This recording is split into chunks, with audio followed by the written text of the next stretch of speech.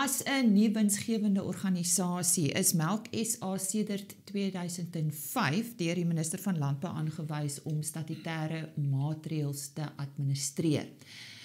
Nico Forshey van Melk SA is vandag in die ateljee om ons op hoogte te bring van die stand van sake. Nico, net eers, wat behels Melk SA se statutêre maatreëls?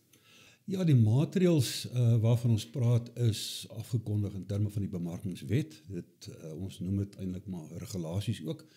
En dit verplig bepaalde persone in die suiwelbedryf om by Melk SA te registreer, inligting by te hou, opgawes in te dien maandeliks by Melk Suid-Afrika en dan ook 'n heffing te betaal. Nou Melk SA is die administrateur van daardie regulasies, wat dan ook die magte het in terme van die regulasies om die regulasies af te dwing, te implementeer en dan, soos ek sê, te administreer. En daar is 21 bedrywe in die landbouomgewing wat hierdie statutêre maatreëls het. Nou, hoe die behoefte ontstaan om hierdie maatreëls by die suiwelbedryf ingestel te kry? Ja, dit is 'n hele ruk terug al, wat jy nou gesê het, toen het 2005 alreeds, wat die maatreëls ingestel is.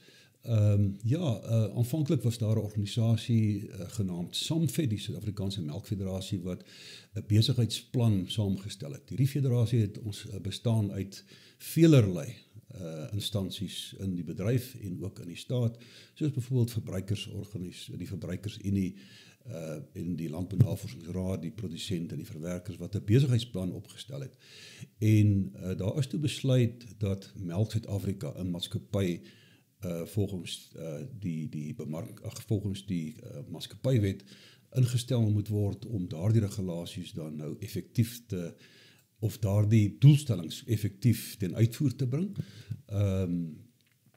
So Melk SA is in 2002 toegestig om dit uit te rol.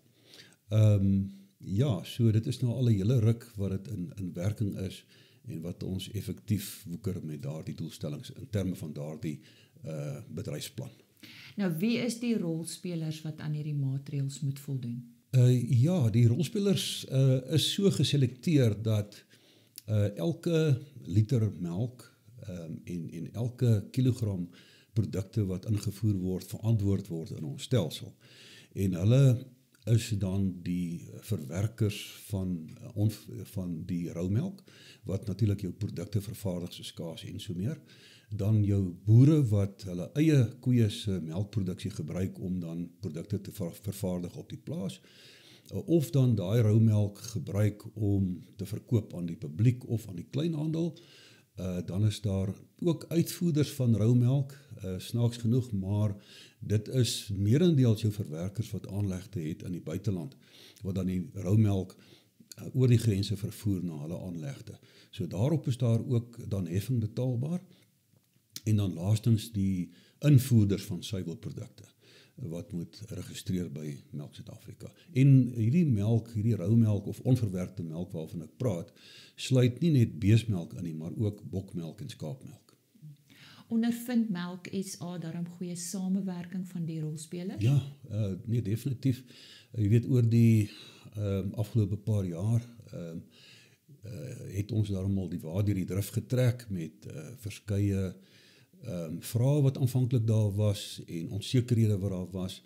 Ek dink die belangrikste is dat Melk SA aan pas gebly het met die behoeftes van die tyd, en dit is die belangrikste, om aan pas te bly en dan die resultate te lewer waarmee die bedryf tevrede is. Ons kan ook sê dat ons debiteure boek lyk verskriklik goed, so ons het nie nodig regtig om die regulasies af te dwing wat ons magte dan ook is nie. En as jy in ag neem, ons het 300 rolspelers op ons boek wat geregistreer is ons nogal in 'n bevoorregte posisie om dit te kan sê. Goeie nuus, wat is die heffingsbedrag tans en waarvoor word dit aangewend? Die heffings eskaleer van jaar tot jaar om min of meer in pas te bly met die inflasie. Tans is dit 1,92 sent per kilogram. Ons praat van kilogram melk en nie liter nie, vanweer die vaste stofinhoud van die melk. So 1,92 sent, en dan op die ingevoerde produkte is daar ook verskillende heffingstariewe per produktkategorie. En dit beslaan omtrent 0,3 sent per waarde van die roumelk en van die waarde van die ingevoerde produk. En waarvoor dit aangewend word is natuurlik, ons het al deur die jaar baie van Melk Suid-Afrika se projekbestuurders hier gehad om daaroor te praat, baie interessant.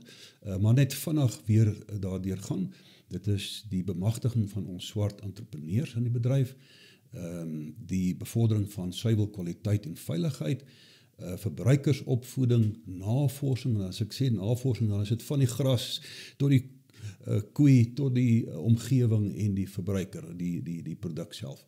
En dan bedryfsinligting, wat ons 'n wye reeks veranderlikes aanbied aan die bedryf, en dan laastens ook die byhou van die leermateriaal vir die personeel op die plaas en in die fabriek.